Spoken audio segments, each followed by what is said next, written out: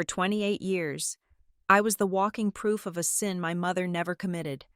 My father never raised a hand to me, but his silence was heavy enough to crush a bone. To him, I was just the affair child. I took a simple DNA test looking for medical history, but I found something far more dangerous. I was not the mistake he claimed I was. I was the secret everyone agreed to bury. The brass key weighed more than I expected, sitting cold against my palm like a promise I was terrified to keep. I stood in the center of the living room, the silence of the 33rd floor wrapping around me like a velvet coat. Outside the floor-to-ceiling windows, Crestfall Harbor was a grid of glittering lights and dark water, the city moving in a rhythm that finally felt separate from my own racing heart. I had done it. I had closed on the penthouse in Glasslight Tower. For the first time in my 28 years, I owned something that no one could claim credit for. The air inside the apartment smelled of fresh paint and polished oak, a scent that I decided right then was the smell of freedom. I walked to the window and pressed my hand against the cool glass. My reflection ghosted over the city lights.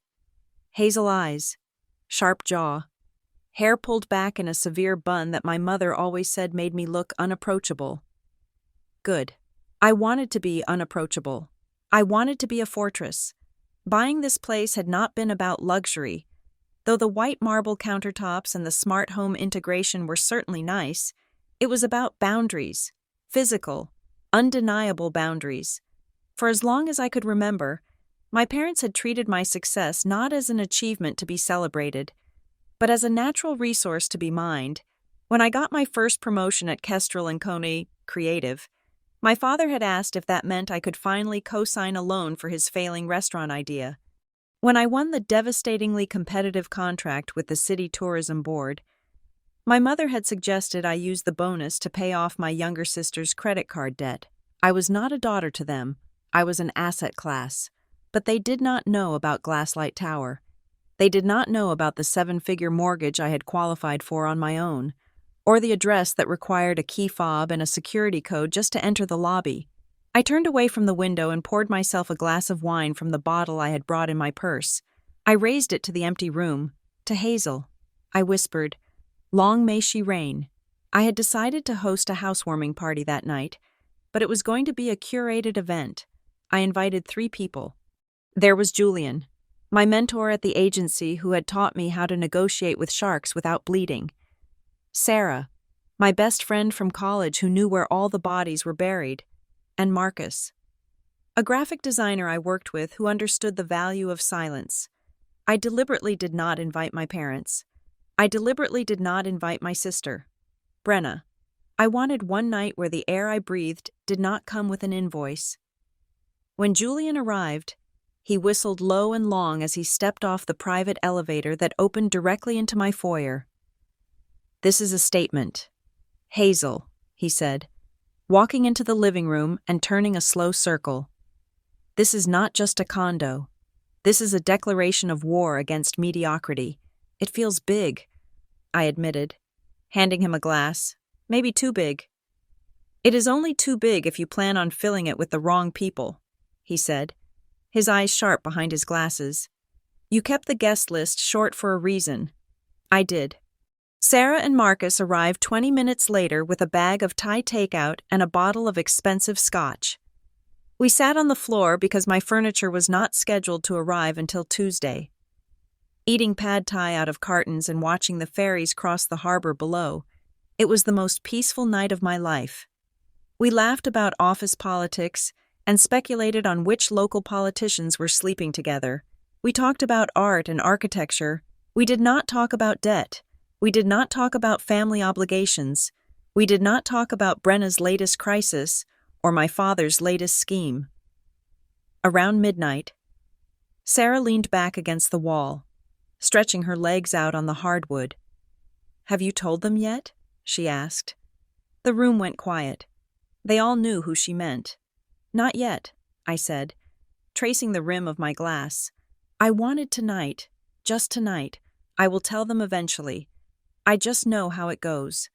The moment they see this, they will calculate the square footage and divide it by how much they think you owe them for raising you. Mark is finished for me. Exactly. I said. Julian set his glass down. You do not have to give them a key. Hazel, you are an adult. You are the creative director of a top firm. You bought this with your own money. No is a complete sentence. I smiled, but it felt tight. Julian had great parents. He had parents who bought him a car when he graduated and told him they were proud of him. He understood the theory of boundaries, but he did not understand the sheer, grinding attrition of the Ross family. My parents did not accept no. They accepted not yet. They viewed resistance as a negotiation tactic. I am going to keep it quiet for as long as I can. I said. The next morning, the sun hit the water and reflected onto my ceiling, waking me up with a brilliance that felt aggressive. I stretched, feeling the ache of sleeping on a high-end air mattress, and reached for my phone. 7 missed calls. My stomach dropped. I checked the time. It was 8 in the morning. 5 calls from my mother, 2 from my father. I sat up, pulling the blanket around me. Had something happened? Was it an emergency? That was how they got me. Always. The weaponized panic. I dialed my mother. She picked up on the first ring. Hazel Ross, she said. Her voice was not frantic. It was bright, sugary, sharp. Mom. Is everything okay? I saw the calls. Oh, everything is wonderful, she trilled. We just heard the most exciting news. Why did you not tell us you were moving, and not just moving, but moving up in the world? I froze. My hand gripped the phone so hard my knuckles turned white. How did you find out? I asked, my voice low. Crestfall is a small town. Hazel, your father ran into that nice girl you went to high school with, the one who works at the bank. She saw the wire transfer go through. She said it was a substantial amount. My blood ran cold. That was a privacy violation. I would have to deal with the bank later. But right now, I had to deal with the woman on the other line. I was going to tell you, Mom, I just wanted to get settled first. Settled? You are in Glasslight Tower. That is not a place you get settled in. That is a palace. I looked it up online. The floor plans are exquisite. Which unit are you in, the A line or the B line? It is the A line, I said, regretting it immediately. The A line. She gasped. That is the corner unit. 3 bedrooms. Or did you get the one with the study? 2 bedrooms and a study, I said, and bathrooms. 2.5. My mother made a humming sound, the kind of noise a mechanic makes when he is looking at a particularly interesting engine. And is there a guest suite? She asked. The question hung in the air, heavy and loaded. There is a 2nd bedroom, I said carefully, but I'm turning it into a home office. I need space to work late. Of course, she said, dismissing my career with a wave of her tone. But it has a bed, right? Or room for one. Mom, why are you asking? I am just a mother taking an interest in her successful daughter's life. Why are you so defensive? You know, your father is very proud. He was telling the guys at the lodge this morning, my daughter, the penthouse owner, it reflects very well on us. Hazel, I said nothing. I looked out at the view that I had paid for, the view that was supposed to be mine, and I felt the walls closing in. Now, I have to ask, she continued, her voice dropping to a conspiratorial whisper. What is the monthly carrying cost on a place like that? The HOA fees must be astronomical. I am handling it. Mom, I know you are handling it, sweetie, but numbers are tricky. Your father has a friend who specializes in property tax appeals. If you tell us what you paid, exactly, we can see if you overpaid. You know, real estate agents see a young single woman and they see dollar signs. I did not overpay. Well, just send me the paperwork later. We can look it over. I am not sending you the paperwork. There was a pause. The silence was icy. Fine, she said, her voice clipping. Keep your secrets. We just want to help. Oh, I have to run. Your sister is having a hard time. What is wrong with Brenna? I asked. Against my better judgment, she and that boy, the mechanic, Todd. They had a fight, a bad one. She is very fragile right now. Hazel, very fragile. I waited for the ask. I waited for her to say, Can she stay with you? But she didn't. She just let the statement hang there. A bait I refused to take. I hope she figures it out, I said. She hung up without saying goodbye. I spent the rest of the morning at the Kestrel and Company offices, trying to lose myself in the layout for a new luxury watch campaign. The work was demanding, precise, and logical. It was everything my family was not. I had a meeting at 2 o'clock with the creative team, and I was just finalizing the slide deck when the receptionist, Chloe, buzzed my line. Hazel. There is a young woman here to see you. She says she is your sister. She is crying. I closed my eyes and exhaled slowly. Of course. Send her back, I said. 2 minutes later, Brenna burst into my office. She looked like a tragic heroine from a Victorian novel. If Victorian heroines wore smeared mascara and ripped designer jeans that I knew for a fact I had paid for, Hazel, she wailed, flinging herself onto the leather sofa in the corner of my office. I stood up and walked over to the door, closing it firmly to block the view from the bullpen. Then I turned to her. Brenna, you cannot just show up here. I am working. He kicked me out. Hazel, he threw my clothes on the lawn. Todd, I asked. Yes, Todd. He's a psychopath. He said I was too controlling. Me. Can you believe that I could believe it? Brenna had a way of suffocating people with her needs until they panicked and ran. But I did not say that. I am sorry. Brenna, do you have a place to stay? What about Mom and Dad's? I can't go there. Brenna sat up, her eyes wide and wet. Dad is in one of his moods. He is screaming about the government and the taxes. If I go there, I will collapse. I need peace. Hazel, I need a safe place for a little while, just until I get my feet back under me. She looked at me with those big, trembling eyes. It was a look she had perfected when we were children. It was the look that got her the bigger half of the cookie, the later curfew, the forgiveness for crashing the car. I heard you moved. She sniffed. Mom said you bought a castle. It is an apartment, Brenna, not a castle. Please, Hazel, I have nowhere else to go. I am scared. Todd has a key to my old place. I just need to disappear for a few days. I looked at my sister. I loved her. I really did. But I also knew that a few days in Brenna's language usually meant 6 months, and I knew that if I let her in, I was opening the door to the very chaos I had moved to Glasslight Tower to escape. But she was crying, and she was my sister. And the idea of her sleeping in her car or going back to a volatile ex-boyfriend made my stomach turn. 2 weeks. I said. Brenna stopped crying instantly. Her face brightened. Really? 2 weeks. Brenna, that is the limit. And I have rules. Anything. I will be a ghost. You won't even know I am there. I walked back to my desk, took out a notepad, and uncapped my pen. 1. I said, writing it down. No extra keys. You get 1 fob, and you do not give it to anyone. Not Todd, not Mom, not Dad. Okay. She nodded. 2. No unscheduled visitors. If you want to bring someone over, you ask me first. And absolutely no parties. I am in mourning for my relationship. Hazel. I am not going to party. 3. I continued, writing firmly. A move-out date. We pick it now. Today is the 1st. You are out by the 15th. The 15th? Got it? I tore the page off the notepad and handed it to her. I am serious. Brenna, I love you, but this is my sanctuary. If you violate these rules, you are out immediately. She took the paper and hugged me. She smelled of expensive perfume and stale cigarettes. Thank you. Hazel, you are the best. You are literally saving my life. I drove her to the tower that evening. I watched her face as we walked through the lobby. It wasn't the look of gratitude I had expected. It was a look of appraisal. She ran her hand over the marble concierge desk. She looked up at the vaulted ceiling. She watched the security guard, a large man named Elias, with an intensity that made me uncomfortable. This place is a fortress, she muttered as we stepped into the elevator.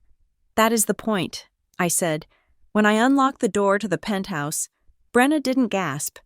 She walked in, dropped her bags, and immediately went to the smart home panel on the wall. How does this work, she asked. tapping the screen. It controls the lights and the blinds. I said, "What about the cameras?" "The what?" "The cameras. For the building. Can you see who is in the lobby from here?" "No." "Brenna, that is for the security desk. We have a video doorbell." "That is it." She frowned, looking disappointed. "What about the package room? Is it secure? Do you need a code?" "Yes. You need a code. Why, I am just worried about Todd," she said quickly. "Stalking me, sending me things. Todd does not know where I live." "Brenna." "Right. Right." She spent the next hour exploring the apartment, but it didn't feel like a sister exploring a new home. It felt like an inspector. She checked the locks on the windows. She asked if the concierge was on duty 24 hours a day. She asked if the service elevator required a separate key. "Why are you so obsessed with the security?" I asked. "Chopping vegetables for dinner. I told you. I am feeling vulnerable." It felt like more than that. It felt calculating. But I pushed the feeling down. She was traumatized from the breakup. That was all. Later that night, I went down to the lobby to pick up a food delivery because the driver was having trouble with the intercom. As I was walking back to the elevator, I saw a woman checking her mailbox. It was Maris Holt, the woman who lived in the unit directly below mine. We had met briefly during the closing process. She was a retired judge, sharp as a tack, with silver hair cut in a bob that looked like it could slice paper. "Hazel," she said, turning to face me. "Good evening, Maris." She didn't smile. She stepped closer, lowering her voice. "I thought you should know," she said. "Someone was asking about your unit this morning." I frowned. "What do you mean I was coming in from my run?" There was a man at the front desk. He was trying to charm the weekend concierge, the young guy who doesn't know any better. He was asking specifically about Unit 33A. He wanted to know if the owner had moved in yet. My heart skipped a beat. Did he give a name? No. And when I stepped in and asked if I could help him, he left. Quickly. What did he look like? Average height? Heavy set? Wearing a suit that looked a little too shiny? He had a clipboard. But he didn't look like a delivery man. I felt a chill run down my spine. "Thank you for telling me. Maris, be careful. Hazel, this building is secure. But people are clever, and information is easy to get if you know who to bribe." I went back up in the elevator, my appetite gone. Who was asking about me? Was it a debt collector for my father? Was it Todd looking for Brenna? When I got back to the apartment, Brenna was in the shower. I could hear the water running. I locked the door and engaged the deadbolt. Then, I saw it. There was a white envelope lying on the floor, just inside the door. I stared at it. I had just walked through that door 5 minutes ago. There had been nothing there. I looked at the gap between the door and the floor. It was wide enough for a letter to be slid through.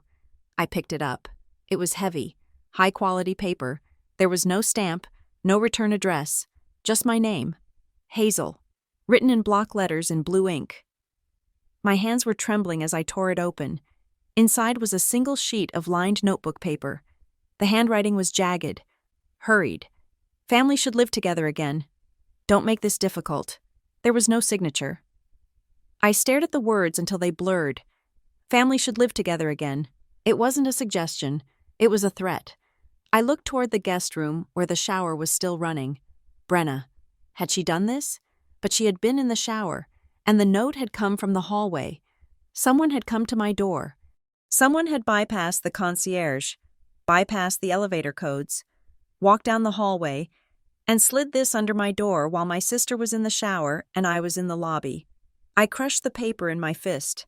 My sanctuary wasn't just breached, it was infected. I walked to the window, looking out at the city that had seemed so conquerable just hours ago. Now, every light looked like an eye watching me. I unfolded the paper and read it again. "Don't make this difficult." I took a deep breath, the smell of fear mixing with the smell of new paint. I am not going to make it difficult. I whispered to the reflection in the glass. I am going to make it a war. I took my phone out and took a picture of the note. Then I sent it to Julian. "We have a problem," I typed. Then I deleted the message. No, Julian couldn't help with this. This was family business. And in the Ross family, you didn't call for help. You sharpened your knives. I walked to the kitchen, grabbed a lighter from the drawer, and held the flame to the corner of the note. I watched the paper curl and blacken, the threat turning to ash in the sink. When Brenna came out of the shower, wrapped in one of my towels, I was sitting on the couch, watching the news. "Is everything okay?" she asked, drying her hair. "You look pale." "Everything is fine." I lied. She smiled, a little too widely. "I love this place. Hazel, I really do. I feel like I could stay here forever." I looked at her, really looked at her, and for the first time, I wondered if my sister was the victim she claimed to be, or if she was the Trojan horse. 2 weeks. "Brenna," I said, my voice flat. She laughed, but her eyes didn't. "We'll see," she said. I turned back to the window. The reflection of the room was dark behind me. I was 33 floors up, surrounded by steel and glass and money, and I had never felt more exposed in my life. The game had started, and I didn't even know who was sitting on the other side of the board. But I knew one thing: I wasn't moving. I went to the door and checked the lock again. It was secure.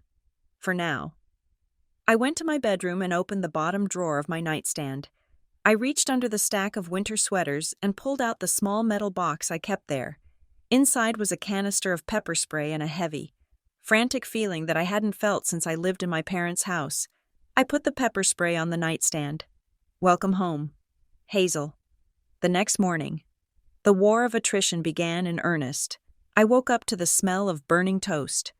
Brenna was in the kitchen, wearing one of my silk robes, making breakfast. "I hope you don't mind," she said, gesturing to the counter. "I found your coffee stash." I looked at the counter. It was a mess. Crumbs everywhere. A spill of coffee near the machine. "Please clean up when you are done," I said, grabbing a mug. She rolled her eyes. "You are so uptight. Hazel, relax. You are rich now. You can hire a maid. I am not rich. Brenna, I have a mortgage, and I clean up after myself." She ignored me, biting into a piece of toast. "So, Mom called me this morning." I froze, the mug halfway to my mouth. "She called you on your cell."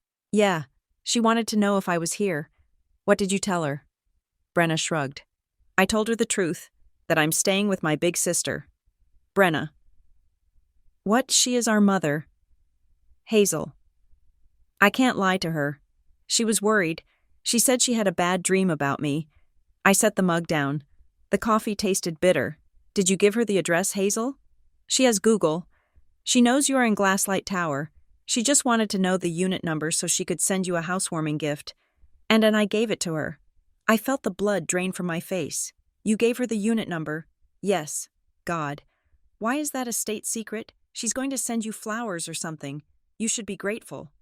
I looked at my sister, at the defiant tilt of her chin, and I realized that the note under the door wasn't just a threat from a stranger. It was a pincer movement. My mother knew exactly where I was. My sister was inside the wire, and whoever had left that note knew I was vulnerable. I walked over to Brenna and took the toast out of her hand. "Hey," she protested. "Get dressed," I said. "Why?" "Because we are going out. I need to buy a safe." "A safe, what for?" "For my peace of mind," I said. I didn't tell her that I wasn't buying a safe for my jewelry. I was buying a safe for my documents, my deed, my birth certificate, the things that proved I existed apart from them.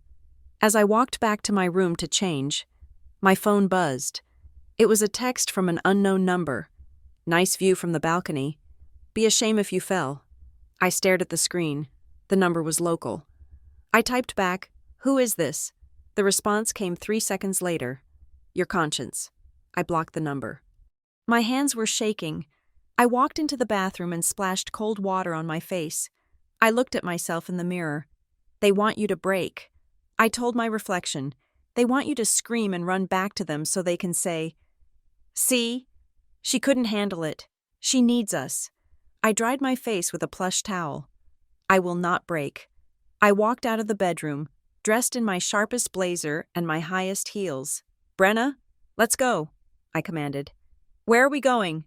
She whined from the couch. "To get some insurance." I said, As we left the apartment, I looked at the spot on the floor where the note had been. The carpet was clean, but the invisible burn mark was still there. We rode the elevator down in silence. When the doors opened to the lobby, the young concierge, David, smiled at us. "Good morning, Ms. Ross." "Good morning, David." I walked past him, then stopped. I turned back. "David, did anyone ask for me yesterday? A man in a suit?" David's face went pale. He looked down at his logbook. I am not sure, Ms. Ross. There are a lot of delivery people." "David," he looked up, his eyes nervous. "He said he was your uncle, Ms. Ross. He said he wanted to surprise you. He showed me a picture of you two together at a picnic. You looked happy. I thought it was okay to tell him you had moved in." My stomach twisted. A picture of us at a picnic. That would have been 5 years ago. The last time I went to a family reunion. "Did he ask for the unit number?" "Yes." "And you gave it to him?" "He said he had a gift to drop off." I closed my eyes. "David, listen to me very carefully. I do not have an uncle who visits me. I do not have anyone who visits me unless I call down and authorize it. If that man comes back, you call the police. Do you understand?" "Yes, Ms. Ross. I am so sorry. It is fine. David, just do not let it happen again." I walked out into the cool morning air, Brenna trailing behind me. "Uncle Roy," she asked. "Was it Uncle Roy?" "We don't talk to Uncle Roy," I said. "I know, but he was always nice to me." I stopped on the sidewalk and turned to her. "Brenna," whoever that was, "they are not trying to be nice. They are trying to scare me. Why would anyone want to scare you? You are nobody.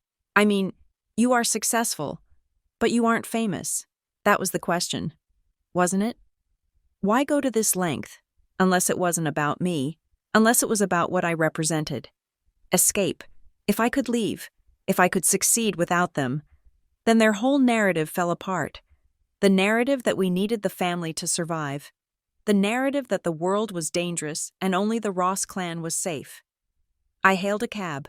"Get in," I said. As the cab pulled away from the curb, I looked back at Glasslight Tower. It rose into the sky like a silver needle. My home, my fortress, and now, my battlefield. I put my hand in my pocket and touched the cold brass key again. Let them come.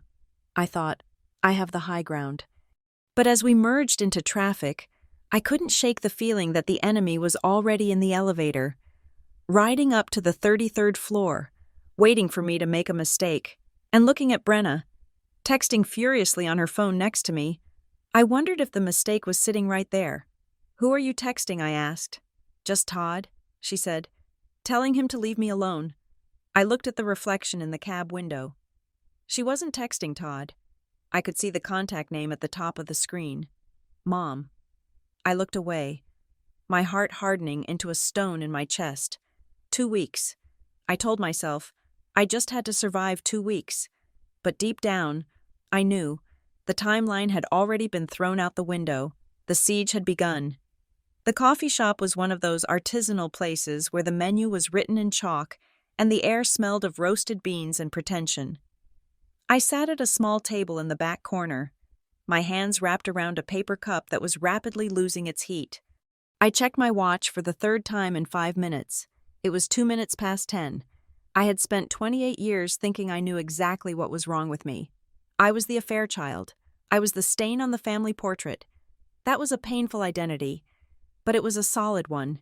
It had rules. It had a structure. My father ignored me because I was a reminder of betrayal. My mother overcompensated because she was guilty. It made sense. But the woman walking through the glass door was about to dismantle the only history I had ever known. Her name was Evelyn Vance. According to the genetic testing site, she was a close relative, likely an aunt, maybe a half-sister with a significant age gap. But when I saw her, the biological connection hit me like a physical blow. She did not look like me in the obvious ways. Her hair was lighter, her build slighter, but she moved like me. She had the same nervous habit of tucking hair behind her ear. She scanned the room with the same guarded, analytical gaze I saw in the mirror every morning. She spotted me. Her stride faltered for a fraction of a second. Then she composed herself and walked over. She was dressed in a way that screamed quiet money cashmere, tailored wool, a handbag that probably cost more than my car. "Stella," she asked. Her voice was low. "Cultured." "Yes," I said, standing up. "Evelyn." She nodded and took the seat opposite me. She did not offer a handshake. She looked at me with an intensity that made me want to shrink back into the upholstery. "I almost canceled," she said. She placed her bag on the floor and folded her hands on the table. "This is highly irregular for me. For my family. I appreciate you coming." I said, "I know this is strange." The test results were a shock to me too. She let out a short, dry laugh. "A shock is an understatement. I have spent the last 48 hours reviewing family timelines. There is no logical place for you, Stella. My parents were happily married for 40 years. My brothers were children when you were born. There is no scandalous affair that fits the calendar." "That is what I thought too." I said, "My father, the man who raised me, he has always believed I was the product of an affair my mother had. But the DNA does not match him, and it does not match the man he suspects, either. It matches you." Evelyn stared at me. Her eyes were dark, intelligent, and worried. "I looked you up," she said. I stiffened. "Of course she did. And you seem like a normal person. A marketing manager. No criminal record. You pay your taxes. I am not looking for money. Evelyn, I just want to know where I come from." She sighed, looking out the window at the passing traffic. "My family is complicated. We value privacy above everything else. Have you heard of the Sterling Foundation?" The name rang a bell. They funded the new wing of the art museum and half the scholarships at the state university. They were old money, serious money. "Yes," I said, "I know them. That is my family." She said, "My grandfather started it. We do not have scandals. We do not have surprise relatives appearing out of the ether. When I saw your message, my first instinct was to delete it and block you." "Why didn't you?" "Because of the phone call," she said quietly. I leaned in. "What phone call?" Evelyn looked around the shop, checking to see if anyone was listening. "It was 28 years ago. I was just a teenager. But I remember it because my mother was so upset. A few days after my aunt gave birth at Crestview General. The hospital called the house. They were frantic. They said there had been a paperwork issue, an administrative error regarding the infants in the ward. My heart hammered against my ribs. What kind of error? They were vague. They asked if anyone had noticed anything different about the baby, if the bracelet was still attached. My aunt checked. The bracelet was there. The baby was healthy. My uncle got on the phone and yelled at them for disturbing his wife. The hospital apologized, said it was a false alarm in their internal system. And that was it. We never spoke of it again. I felt a coldness spread through my stomach. "Do you think?" I started, but I couldn't finish the sentence. Evelyn looked at me, her expression unreadable. "I think it is a very strange coincidence that you were born at Crestview General in the same week. And now you share 50% of your DNA with my family." She said, "Who was the baby?" I asked. "The one your aunt brought home. His name is Julian." She said, "He is my cousin. He runs the West Coast operations for the foundation now. Does he know about this? About me?" "No, and you are not to contact him. Not yet." She reached into her bag and pulled out a sleek business card, sliding it across the table. It had her name and a private number. "I need to look into this on my end," she said, quietly. "But you need to understand something. Stella, if this is what I think it is, if this is a mistake made by the hospital, it is not just a family matter. It is a liability, a massive one. The Sterlings do not like liabilities. I am a person, Evelyn, not a liability. To you, you are a person," she said, standing up. "To the institution, you are a loose thread, and institutions hate loose threads." She left as quickly as she had arrived. leaving me with a cold cup of coffee and a world that had just tilted on its axis. The records department at Crestview General was located in the basement, a windowless purgatory of fluorescent lights and filing cabinets. The clerk behind the glass partition was a woman named Gladys, who seemed to view my presence as a personal insult. "I need my original birth records," I said, sliding my ID and the request form under the glass. Not the short form, the full medical file from the maternity ward. Gladys chewed her gum with a slow, rhythmic malice. "That was 28 years ago. Honey, we digitized in 2010. Everything prior to that is archived. Can you retrieve it?" She typed something into her computer, hitting the keys with unnecessary force. She squinted at the screen. "I can give you the digital summary. I need the original handwritten notes, the nursing logs, the discharge papers." Gladys sighed. A long, rattling sound. She typed again. Then she stopped. Her frown deepened. "That is weird," she muttered. "What?" "It says here the physical file is flagged. Batch 7 transition loss. What does that mean?" "It means when they moved the files to the off-site storage facility during the merger, some boxes got water damage or were misplaced. Your file is listed as partial." I felt a surge of panic. "Partial, what is missing?" She printed out a few pages and slid them through the slot. "This is all we have. Admission sheet, birth certificate copy, and a discharge summary. The daily logs are gone." I grabbed the papers. They were crisp, clean photocopies. They looked sterilized. On the admission sheet, my mother's name was printed in block letters. Sarah Jenkins. Under father, it just said Jenkins. There were no doctor's notes, no nursing shifts, no record of which room I was in or who had signed me out. "Is there any way to find the rest?" I asked. Gladys shrugged. "Unless you have a time machine. No. The warehouse flooded in 2012. Lots of records from the 90s got washed away. Lucky we digitized the basics, or you wouldn't even exist in the system." I walked out of the hospital into the blinding afternoon sun. A flood. A transition loss. It sounded plausible. It sounded boring.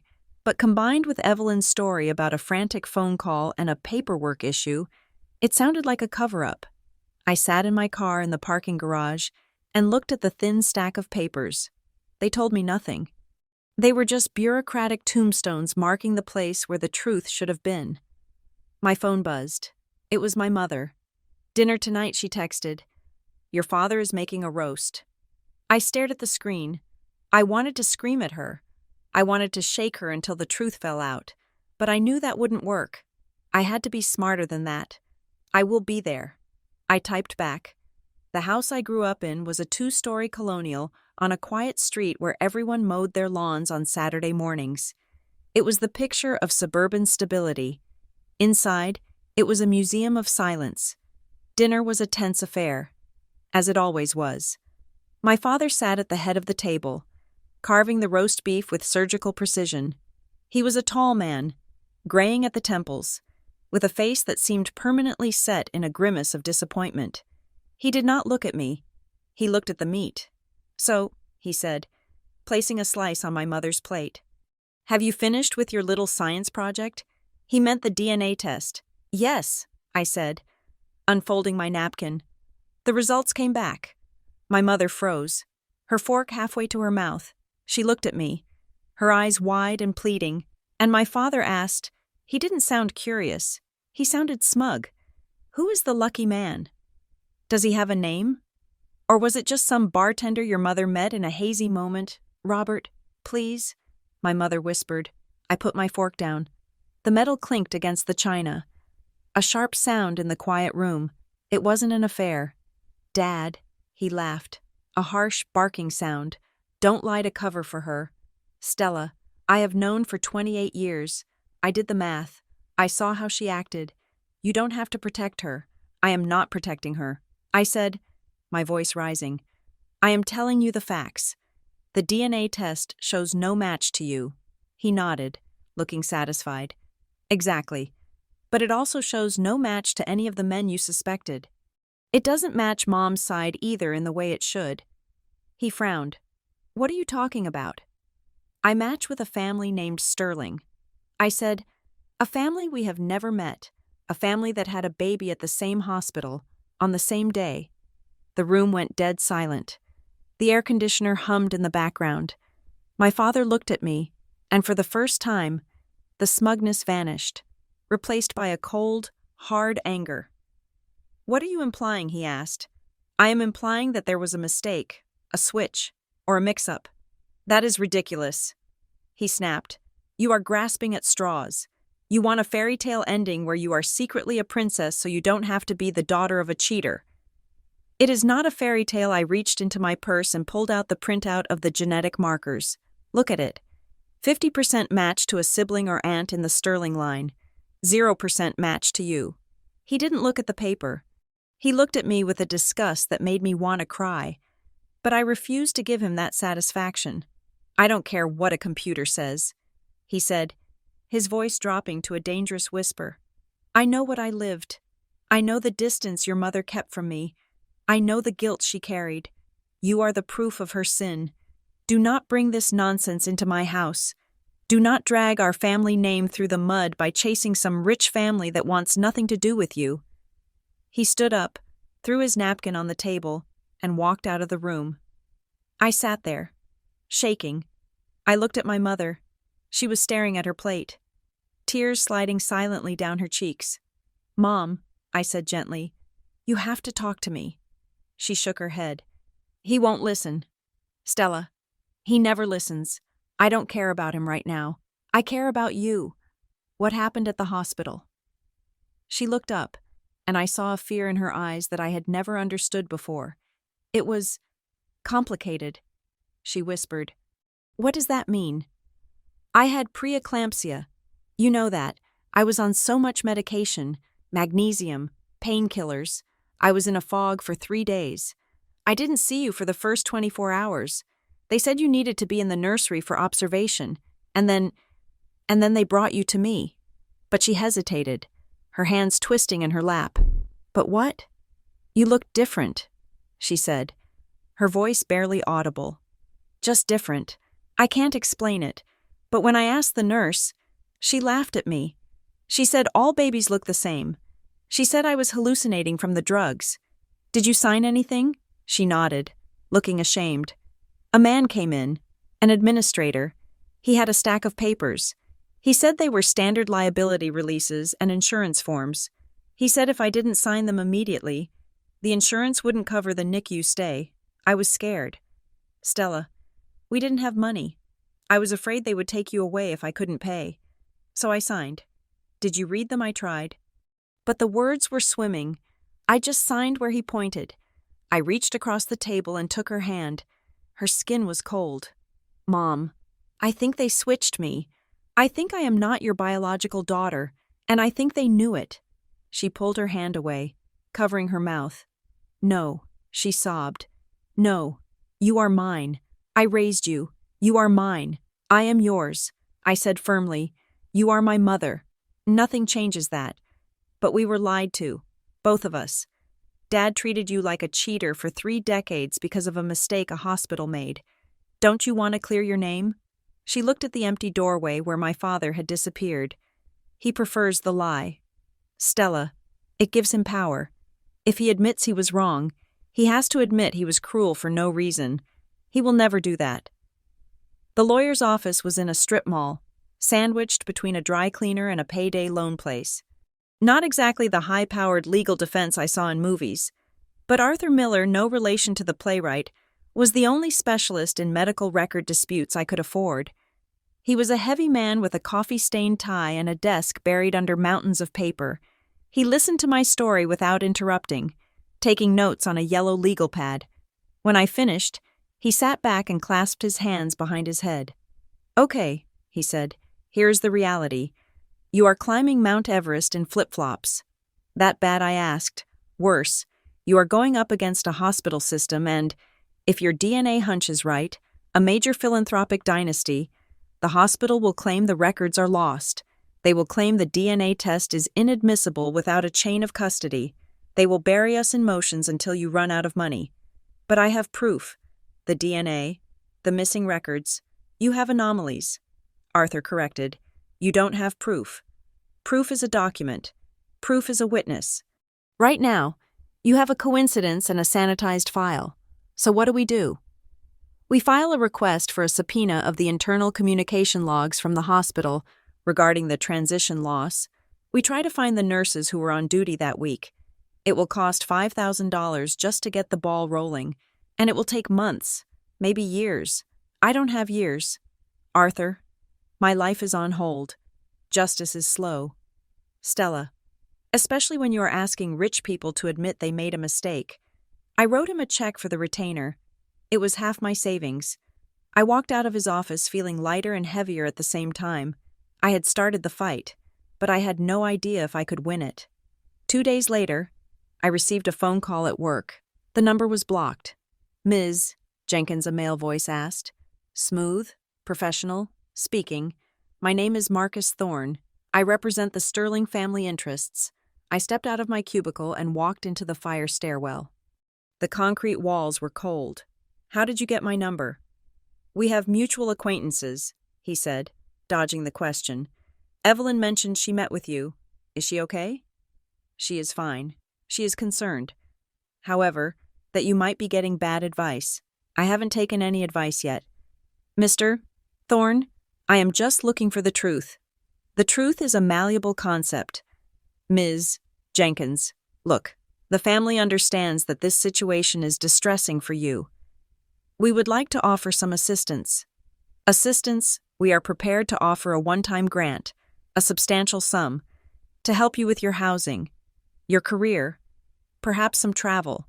We know you have had a difficult relationship with your father. We could help you start fresh, somewhere else. I listened to the silence on the line.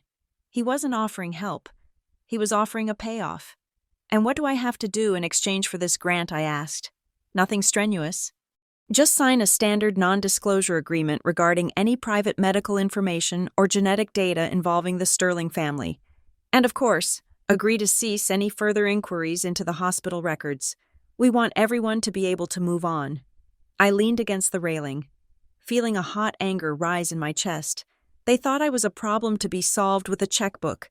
They thought my identity was a negotiation. I am not interested in your money. Mr. Thorne, it is a very generous offer. Stella, enough to change your life. My life has already been changed. By a lie. I don't want to sign another paper that hides the truth. My mother did that 28 years ago, and it ruined her marriage. There was a pause on the line.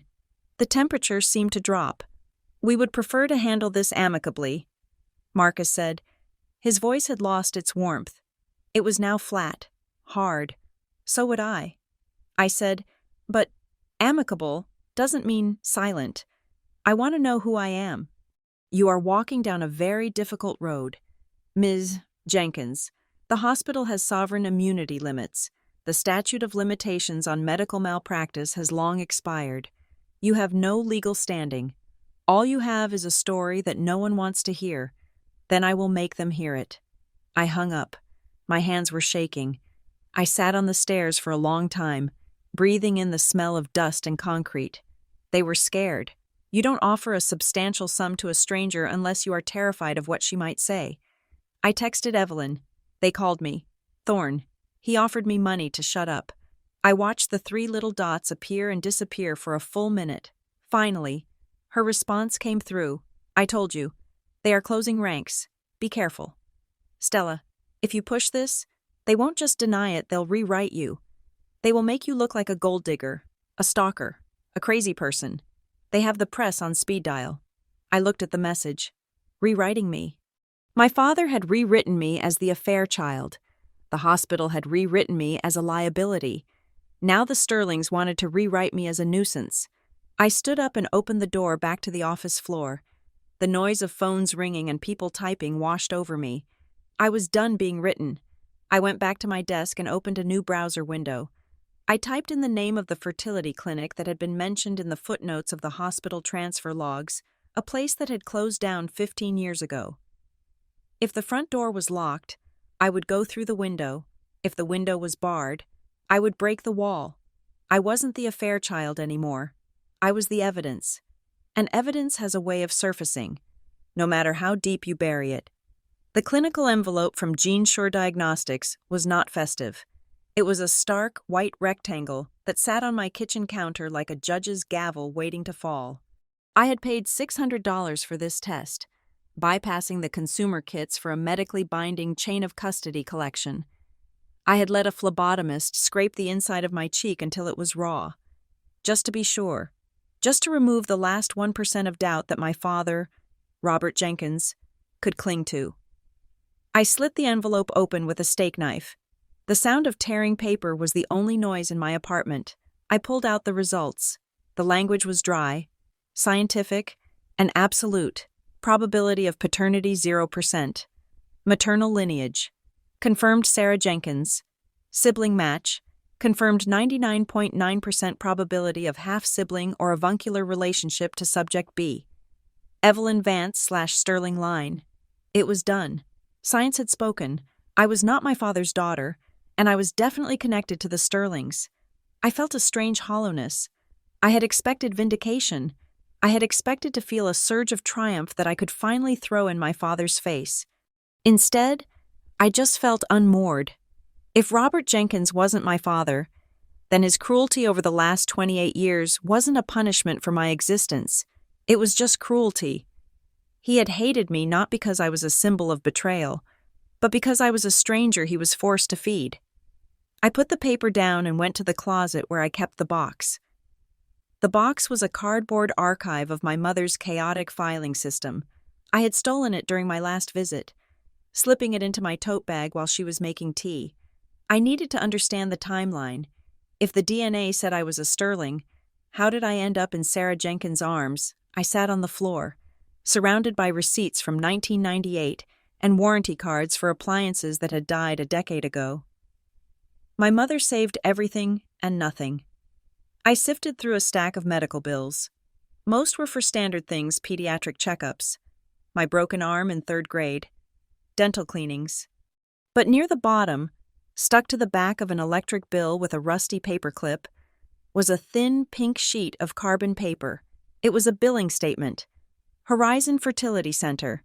Patient Sarah Jenkins. Date February 12th, 1997. Service consultation /I/V/F. Preliminary screening. Balance due. $200. I stared at the date. February. I was born in November of 1997. That meant this consultation happened exactly 9 months before I was born. My mother had always sworn she conceived naturally. She had told the story 1,000 times. It was a surprise, she would say, a miracle after we stopped trying. But you don't go to a fertility center for a surprise. You go there when you are desperate. And then I saw the second line item. Patient Robert Jenkins. Service sperm motility analysis. My father had been there. The room spun. My father's entire narrative, the bedrock of my childhood trauma, was that he was the unsuspecting victim of a cheating wife. He claimed he was blindsided when I was born looking nothing like him. He claimed my mother must have strayed because they weren't doing anything to prevent it. But they also weren't trying aggressively. But this piece of paper proved they were trying. They were trying hard enough to pay specialists. I grabbed my keys. I needed to see my mother. My mother was in her garden, deadheading roses with a pair of shears that looked too large for her hands. When she saw me coming up the walk, she smiled, but it was a fragile thing. She looked like she was waiting for a blow. "Stella," she said, "I didn't know you were coming. I didn't waste time with pleasantries." I pulled the pink carbon paper out of my pocket and held it up. "Mom, what is Horizon Fertility Center?" Her face went slack. The shears slipped from her hand and fell into the dirt. "Where did you get that?" she whispered. "I found it in the box. You told me I was a natural conception. You told me Dad was surprised. Why is there a bill for a fertility consult 9 months before I was born?" She wiped her hands on her apron, leaving streaks of dirt on the floral fabric. She looked toward the house, checking to see if my father was watching. "Come inside," she said, quickly. We went into the sunroom, the only place in the house my father rarely entered. She sat on the wicker sofa and wrapped her arms around herself. "We wanted a baby. Stella. We wanted one so badly. We had been trying for 3 years. I had a miscarriage the year before. It broke me, and it broke him. Though he never admitted it, so you went to a clinic. We went for a consultation, just to see, the doctor said. She paused, her eyes filling with tears. The doctor said Robert had issues, low count, poor motility. It would be very difficult for us to conceive naturally. I felt a shock of anger. So he knew.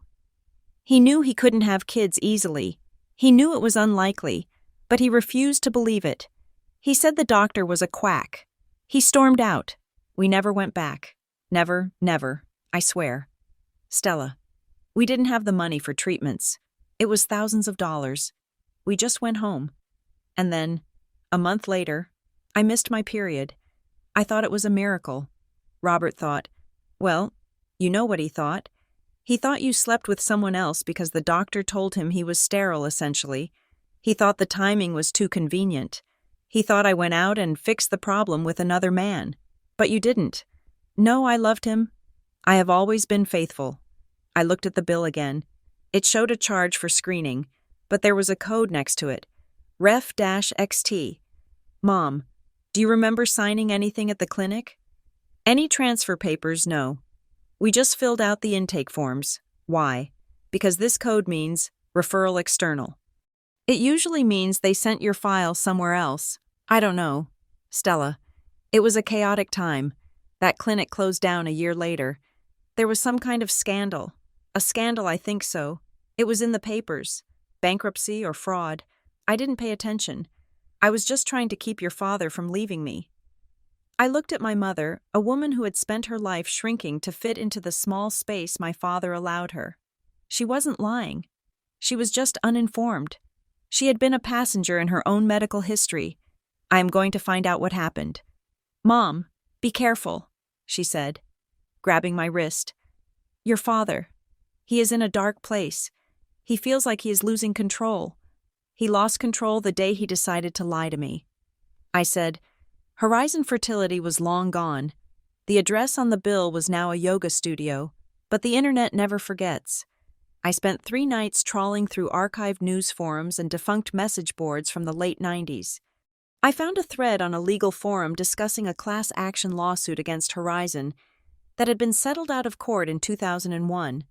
The users mentioned record mismanagement and unauthorized transfers. One name kept popping up in the comments, Nurse Higgins, someone who had apparently tried to blow the whistle but got silenced. I cross-referenced the name, Brenda Higgins, licensed practical nurse. License expired in 2005. Current location, a retirement community in Florida Num. There was a Brenda Higgins listed in a suburb just an hour north of here. I drove there on a Saturday. It was a small, run-down bungalow with a chain-link fence. I knocked. A woman opened the door. She was in her 60s. Wearing a faded tracksuit and smoking a cigarette that looked like it was part of her anatomy. Yeah, she rasped. Brenda Higgins. Who's asking? My name is Stella Jenkins. I think my parents were patients of yours at Horizon Fertility in 1997. She narrowed her eyes, the smoke curling around her face. I don't talk about Horizon. I signed a paper. The clinic is gone. Brenda, the statute of limitations on whatever NDA you signed is probably dust. I just need to know how it worked. She hesitated, then stepped back. Come in. But if you are a lawyer, I am calling the cops. I am not a lawyer. I am just a person who doesn't know who her father is. She let me sit on a plastic-covered couch. The house smelled of stale smoke and cat litter. Horizon was a meat market, she said, sitting in a recliner. Doctor, Vance was a genius, but he was a businessman first. He wanted numbers. Success rates. Vance, I asked. The name hit me. Evelyn Vance. Doctor, Alexander Vance. Yeah, he ran the place. Dead now. Heart attack on his yacht. Was he related to the Sterling family married into it? His wife was a Sterling. Why I didn't answer that? I needed to know about the process. My mother says she came for a consult, but never got treatment, but she got pregnant immediately after. Brenda laughed, a dry hacking sound. Honey, lots of people got pregnant after a consult at Horizon. We were doing things, fast. Sometimes we had samples moving between labs. Sometimes we had partnerships with the hospital next door. Crestview General. Yeah, we shared a lab courier system. It was a mess. Mergers, buyouts, files getting moved in U-Haul trucks. Is it possible? I hesitated. Is it possible that samples got swapped or embryos? She looked at me, her eyes hard. Anything was possible in '97. We were drowning in paperwork, and Vance hated failure. If a couple came in and the guy was shooting blanks, but the woman was prime, sometimes he would suggest donor support without really explaining what that meant. Or sometimes, things just happened. Did you ever hear of a baby being switched, not an embryo, a baby? She went still. There were rumors, she said quietly, about the hospital side, the maternity ward. There was a week where the computer system crashed. They were doing everything on paper, wristbands falling off, charts getting mixed up. When was that? November, '97. I felt the blood drain from my face. That was my birth month. Did anyone investigate? People asked questions. Then the Sterlings got involved. They donated a new wing to the hospital the next year, and everyone stopped asking questions. She took a drag of her cigarette. You look like him. You know, like who? Like Dr. Vance, around the eyes. I stared at her. Evelyn Vance was my DNA match. If Dr. Vance was her uncle or father. Thank you. Brenda, I said, standing up. You didn't hear it from me, she said. I went home and dug through the garage. I needed to find something of my father's. Not a document, a memory. My father kept his old tools and junk in a locked cabinet, but I knew where the key was. I found an old leather wallet he used to use before he switched to a money clip. It was buried in a box of rusted screws. Inside, the leather was cracked and dry. There was an expired driver's license from 1996. He looked younger, less angry, and tucked behind a folded $20 bill from a currency that didn't exist anymore was a photo strip. It was from a photo booth. 4 frames. Frame 1, my mother kissing my father's cheek. Frame 2, my father making a silly face. Frame 3, my mother pointing to a sign in the background. Frame 4, both of them smiling, looking hopeful. I squinted at the sign in the background of frame 3. It was blurry, but I could make out the logo, a rising sun, and the word horizon. He had been there. He had been there, and he had been happy. Or at least, hopeful. He knew. He knew exactly where they were. He knew they were seeking help. The narrative that he was a clueless victim was a lie. He was a participant. I waited for him to come home from his shift at the warehouse. When he walked into the kitchen, smelling of cardboard and exhaust, I was sitting at the table with the photo strip in the center. What is this? He asked, putting his keys down. It is you, I said, at Horizon Fertility. He looked at the photo. He didn't flinch. He didn't yell. He just stared at it. You were digging in my things. You lied to me. Dad, you said you never went back. You said you were blindsided. But you were there. You knew about the fertility issues. He pulled out a chair and sat down slowly. The rage I expected wasn't there. Instead, there was a terrifying calmness, a cold, flat affect that was worse than screaming. I didn't lie. Stella, I omitted. You called me the affair child. You let the whole family think Mom was a whore. She was weak, he said. Weak, she stuck by you. She was desperate for a baby, and I gave her one. What do you mean? You gave her one? He looked me in the eye, and his gaze was like ice. I knew I couldn't give her a child. The doctor told me. So when the clinic offered a solution, I took it. What solution? They said they could enhance the process. Donor material. They said it would be anonymous. They said I would be the father on the birth certificate. No one would ever know. I paid them $3,000. Cash. I felt sick. So you knew. You knew I wasn't yours biologically. I knew you were a product I paid for. Then why treat me like this? Why call me the affair child? Because you didn't look like me, he snapped, his voice finally cracking. You looked like a stranger, and every time I looked at you, I didn't see my daughter. I saw the $3,000 I spent to prove I wasn't a man. It was easier to let people think your mother cheated. It saved my pride. Being a cuckold is embarrassing. Stella. But being sterile, that is a failure. I stared at him. The magnitude of his selfishness was suffocating. You destroyed her reputation to save your ego. I did what I had to do, and I still paid for you. I paid for your food, your clothes, your college. I kept up my end of the bargain. You are an investment that didn't pay out. I stood up. I couldn't breathe the same air as him. I am not an investment, I said quietly. And I am not yours, not in blood, and not in heart. I walked out. He didn't try to stop me. He just picked up the photo strip and tore it in half. I drove to a park and sat in my car, shaking. My phone buzzed. It was Evelyn. We need to talk. Now. I met her at the same coffee shop. She looked rattled. Her perfect hair was slightly messy. I found something, she said, sliding a tablet across the table. What is it, my aunt?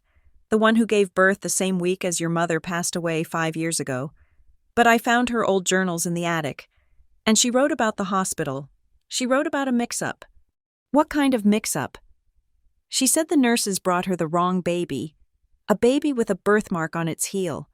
My cousin Julian doesn't have a birthmark. But she sent the baby back. They apologized and brought her Julian. I kicked off my shoe under the table. I pulled my foot up and looked at my heel. There, shaped like a small strawberry, was a birthmark. I have a birthmark on my heel, I whispered. Evelyn closed her eyes. Oh, God. They brought me to your aunt first, I said, and then they gave me to Sarah Jenkins, and they gave the Jenkins baby. Where Evelyn asked, my father said he paid for donor material. I said, but what if they didn't use donor material? What if they just used a baby? Evelyn looked sick. My uncle doctor, Vance, he had access to the hospital nursery. If he needed to fulfill a special order for a desperate couple who paid cash, and he had a surplus of babies in the ward, it was monstrous. It was human trafficking disguised as medical care. We have to prove it, I said. My family will destroy you. Stella, if you bring this out, it destroys the Vance legacy and the Sterling reputation. They will say, you are lying. I have the DNA. I have the bill. I have the birthmark. You need the hospital records, Evelyn said. The real ones, not the sanitized summary. I went back to Arthur Miller. I told him everything. The paid solution, the mix-up, the birthmark. He whistled. This isn't a medical malpractice case anymore. Stella, this is RICO. This is organized fraud. He drafted a subpoena, not a polite request, a demand. He cited the specific internal codes I had found on the bill. He demanded the Batch 7 files. The response from Crestview General arrived 4 days later via courier. It was thick. I sat in Arthur's office while he read it. His face grew darker with every page. What does it say? I asked. He tossed the letter on the desk. They are playing hardball. They claim that your investigation is harassment. They claim the records you are asking for were destroyed in accordance with standard retention policies. And they are threatening to countersue for defamation if you continue to spread unfounded rumors about their administrative history. They are lying. Of course they are lying. But they are lying with a team of 20 lawyers. They are betting you will run out of money before you find a smoking gun. I felt a cold resolve settle in my chest. My father had treated me like a transaction. The hospital treated me like a liability. The Sterlings treated me like a threat. I wasn't a person to any of them. I was a problem. But problems don't just go away. I am not stopping. Arthur. He looked at me over his glasses. If we go forward, Stella, we have to go public. We have to file a civil suit. It will be in the papers. Local woman claims baby switch conspiracy. Your name will be everywhere. Your mother's name, the Sterlings. I thought about my mother, pruning her roses, terrified of the truth. I thought of Evelyn, trying to protect her family's name. But then I thought of my father's voice. I paid for you. I thought of the box in the closet. I thought of the life I should have had, and the life I was given. Do it, I said. File it. Arthur nodded. Okay. But once we ring this bell, You can't unring it. You are going to wake up a lot of monsters. Let them wake up. I said. I have been living with one for 28 years. I know how to fight them. I walked out of his office into the glare of the afternoon sun. I checked my phone. I had a message from a number I didn't recognize. Stop digging. The soil is deeper than you think. I didn't reply. I just took a screenshot and saved it to a new folder on my phone labeled War. I got in my car and looked at my eyes in the rearview mirror. Evelyn was right. I did look like Dr. Vance. I had the eyes of a man who made deals with lives. Maybe that was a good thing. Maybe I needed a little bit of monster in me to burn this whole thing down. I started the engine. The silence of my childhood was over. The noise was just beginning. The breakthrough arrived on a rainy Tuesday, the kind of weather that made the whole city look like a blurred watercolor painting. I was sitting at my desk at work, pretending to care about quarterly marketing projections, when my phone buzzed. It was Arthur Miller. "Get down here," he said. His voice was tight, vibrating with an energy I had never heard from him before. "I have something." I didn't ask questions. I grabbed my purse, told my boss I had a family emergency, and drove through the slick streets to Arthur's strip mall office. When I walked in, Arthur was standing by the window, staring at the parking lot. On his desk, usually a disaster zone of files, sat a single piece of paper. "Read it," he said, not turning around. I picked it up. It was a printout of an archived email, grainy and faint, recovered from a backup server that the hospital's legal team had likely forgotten existed. The date was November 14th, 1997, 4 days after I was born. From R. Henderson, Risk Management, to A. Vance, Administration, Subject Urgent Corrective Action/Nursery Protocol. Alexander. Regarding the incident on the night of the 10th involving the identifiers for Patient A and Patient B, we have successfully implemented the containment strategy. Both families have been discharged. The corrective paperwork has been filed with the county clerk to align with the physical custody outcome. Please confirm that the external matter with the clinic has been settled. We cannot afford a revisit of the chain of custody if the donor discrepancy comes to light. The liability exposure is catastrophic. R. H. I read it twice, then a third time. My hands started to shake. Patient A and Patient B. The incident. The containment strategy. They knew. I whispered. It wasn't just a mistake. It was a strategy. Arthur turned from the window. He looked tired. It is the smoking gun. Stella. They knew there was a mix-up, and instead of fixing it, instead of running DNA tests or calling the parents back, they decided to paper over it. They decided that physical custody outcome, meaning who went home with which baby, was good enough. They just guessed I asked, my voice rising. They just guessed which baby belonged to whom and then fixed the paperwork to match. It looks like it, Arthur said. Or worse. They realized the mistake, realized the legal mess it would cause, especially with Vance's fertility clinic involved, and decided to bury it. They swapped the identities on paper to match the babies in arms. They rewrote history to save their insurance premiums. I sat down in the client chair, feeling the room spin. For 28 years, I had questioned my own existence. I had looked in the mirror and seen a stranger, and all that time, there was an email sitting on a server explicitly stating that I was a liability exposure. "What do we do?" I asked. Arthur sat behind his desk. "Now we have leverage. This email proves intent. It proves conspiracy. If we show this to a judge, the hospital loses its immunity arguments. They lose everything. But before we file, you need to talk to your mother." Why? Because the email mentions containment strategy. That usually means they told the parents something to keep them quiet. Or they distracted them. Your mother knows something. Stella. She might not know she knows it, but it is there. My mother was in the kitchen, making tea. The kettle was whistling, a high shrieking sound that seemed to match the frequency of the panic in my chest. I placed the email on the counter next to the sugar bowl. "Mom, turn off the kettle." She looked at me, startled by my tone. She turned the dial, and the whistling died down to a whimper. "What is it?" she asked. "I need you to think back to the day I was born. Not the story you tell at parties. The real story. The parts you try to forget. Stella, please, we have been over this." I pointed to the paper.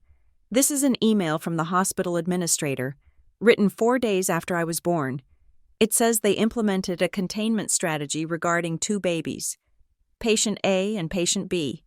She stared at the paper, but she didn't read it. She backed away, pressing her back against the refrigerator. "I don't understand legal things. Stella, it is not legal. It is human. Mom, listen to me. Did they take me away?" "Yes," she whispered. "I told you. You were in the nursery." "For how long?" "A long time. Hours. And when they brought me back, what did they say?" She closed her eyes.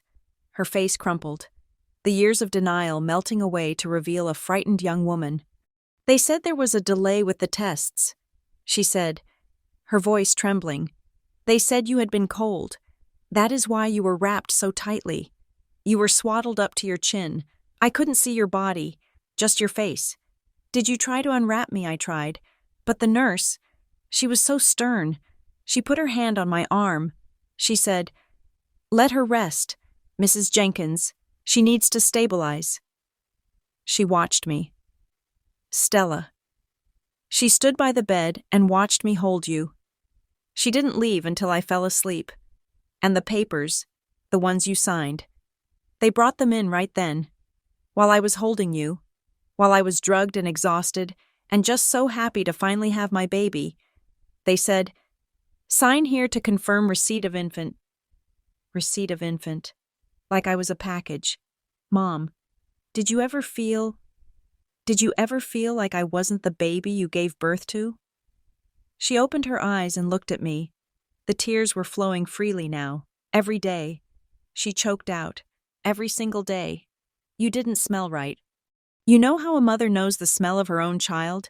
You didn't smell like the baby I held for those first few minutes before they took you away. But I thought I was crazy. I thought it was the drugs. And then, when you grew up and didn't look like us, I just thought it was God punishing me for wanting a baby too much." I walked over and hugged her. She felt small and fragile in my arms. "It wasn't God. Mom, it was a risk manager named Henderson and a doctor named Vance. They switched us, and when they realized it, they decided it was cheaper to let us live the wrong lives than to fix it." She sobbed into my shoulder. A sound of pure grief. "I loved you," she said. "I loved you so much.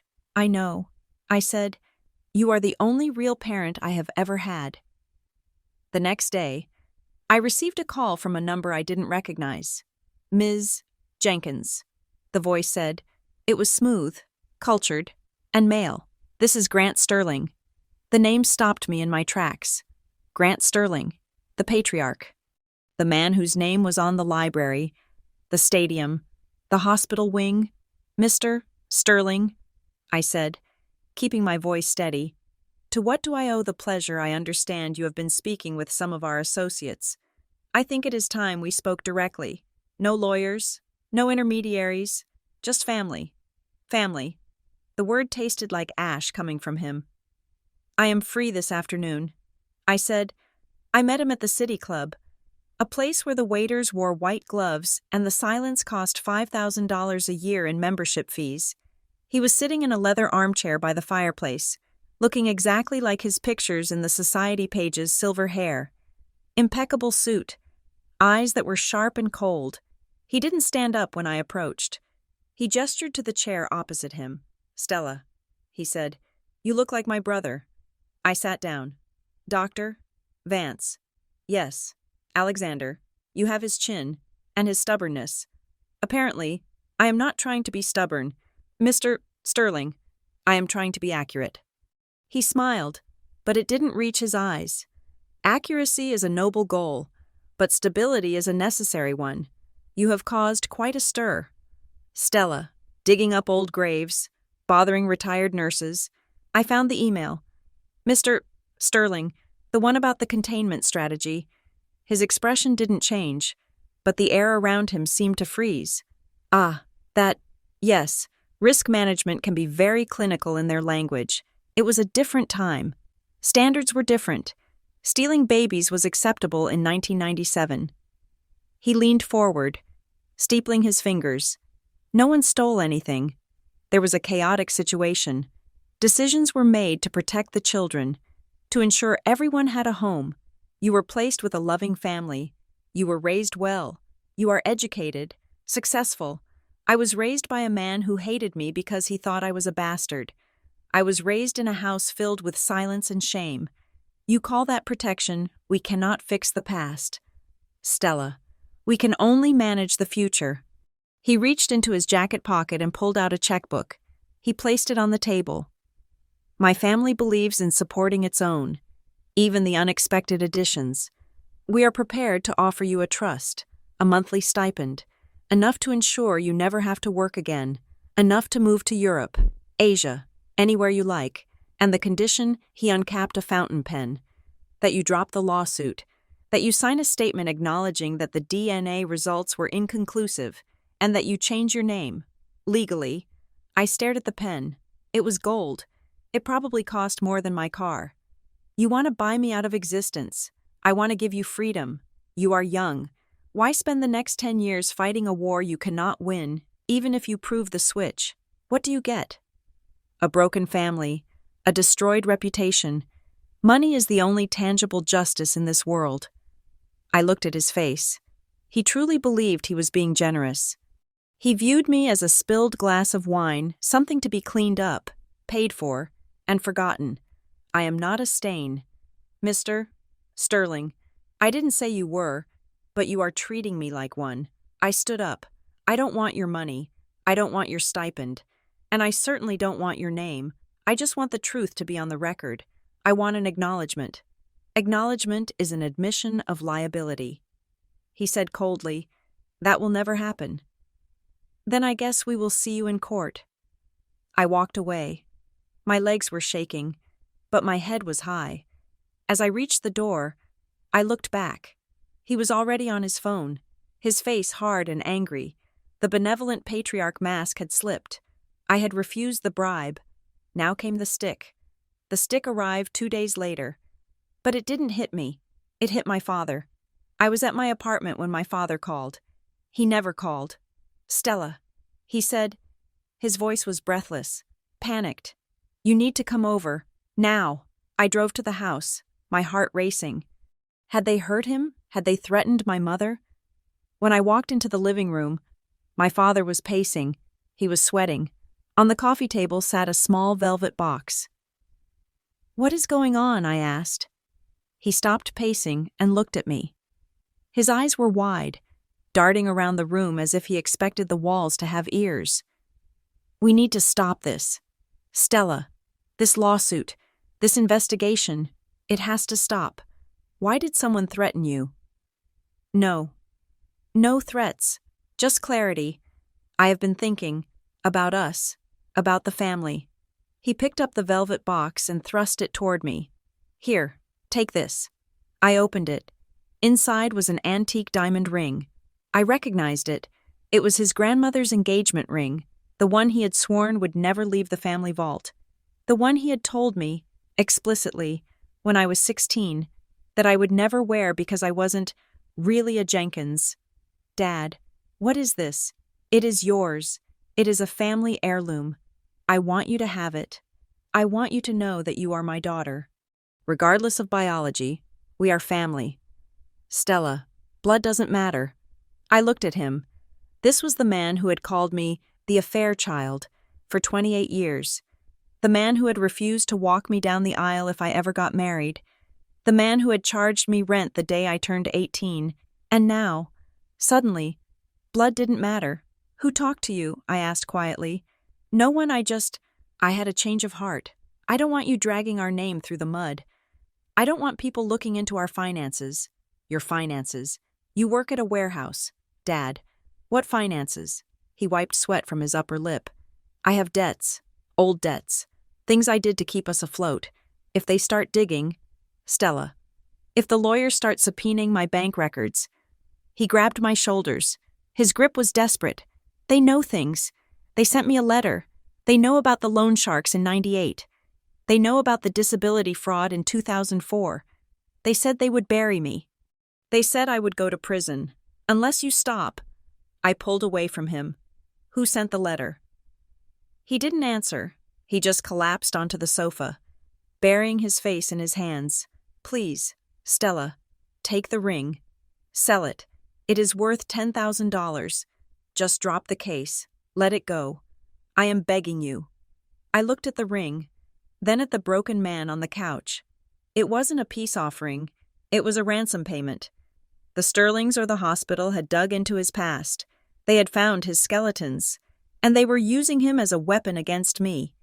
They were threatening to destroy the only father I had known, just to protect their reputation. I reached into my pocket and turned on the voice recorder app on my phone. Dad, tell me exactly what the letter said. He looked up, tears in his eyes. It said, "Control your daughter, or we will control your future." I felt a cold rage settle in my stomach. They had made a mistake. They thought threatening my father would make me back down. They thought I loved him enough to sacrifice the truth, but they didn't understand. I didn't love him enough to stop, and I hated them enough to burn the whole world down. I am not taking the ring, I said, and I am not stopping. He stared at me with horror. They will ruin me. Stella, they already ruined you. Dad, they ruined you the moment you took their money in '97. You just didn't realize it until now. I walked out, leaving him sobbing on the couch. I had the recording, proof of coercion, proof of witness tampering. I met Evelyn at a park bench near the river. We couldn't meet at coffee shops anymore. We were paranoid. She looked tired. The strain was showing on her face. They got to my father. I told her. They threatened him with prison. Evelyn nodded grimly. That sounds like Grant. He plays dirty. Why is he so terrified? I asked. It is just a scandal. Rich people survive scandals all the time. It is not just a scandal. Stella, it is the trust. What trust? The Sterling Family Trust. It was set up by my grandfather in the '40s. It controls the voting shares of the foundation and the holding company. It is strictly bloodline-based. So. The charter is specific. The control of the trust passes to the eldest direct descendant of the male line. I stared at her. And who is the current heir apparent? Julian? She said. The boy my aunt brought home. The boy who was supposed to be you. But Julian isn't a blood descendant. I said, if he was switched? Exactly. If Julian is actually the son of Robert and Sarah Jenkins. He has no claim to the trust. He has no claim to the board seat. He has no claim to the fortune. And who does you? Evelyn whispered. You are the daughter of Dr. Vance. You are the bloodline. If you prove who you are, you don't just embarrass them. You bankrupt Julian. You take the crown. The realization hit me like a physical weight. That was why Grant had offered me a stipend. That was why they were threatening my father. It wasn't about reputation. It was about power. It was about hundreds of millions of dollars being controlled by a stranger they didn't know and couldn't control. I don't want their money. I said, it doesn't matter what you want. It matters what the law says. If you are a Sterling, you are a threat to the entire structure of their power. Arthur Miller was ecstatic when I played him the recording of my father. This is it, he said, pacing his small office. Witness intimidation, extortion. We can add this to the complaint. We can go for punitive damages. He typed furiously on his keyboard. I am filing the civil claim tomorrow. Intentional infliction of emotional distress, fraud, negligence, conspiracy, and I am naming the hospital, the estate of Dr. Vance, and the Sterling Foundation as defendants. Do it, I said. 3 days later, the response came, but it wasn't a dismissal motion.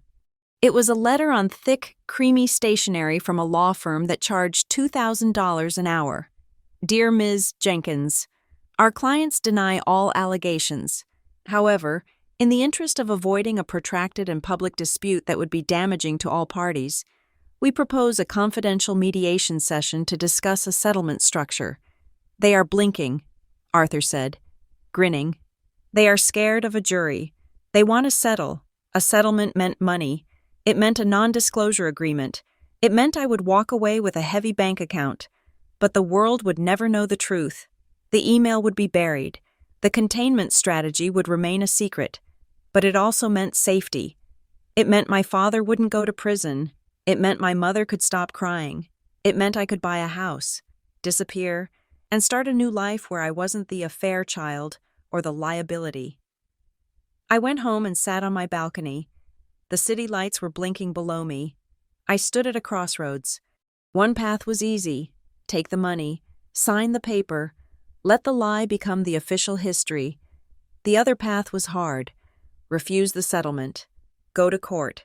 Let them drag my father's crimes into the sunlight. Let them paint me as a gold digger. Let them destroy everything in the hope that, at the end of the rubble, the truth would be standing there. I thought about the baby in the nursery, the baby who was cold, the baby who was treated like a package. I thought about the woman I was now. If I signed that paper, I was agreeing with them. I was agreeing that I was a problem to be managed.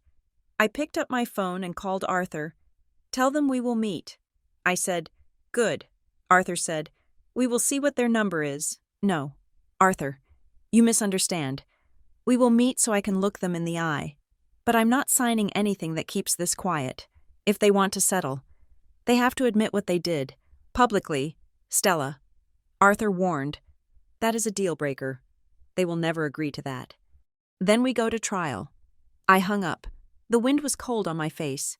I felt a strange sense of calm. I had spent my whole life being defined by other people's secrets. Now, I was going to be the one telling the story, and I wasn't going to leave out a single word. The mediation room smelled of lemon polish and expensive fear. It was located on the 42nd floor of a downtown firm that charged more for an hour of their time than my father made in 3 months.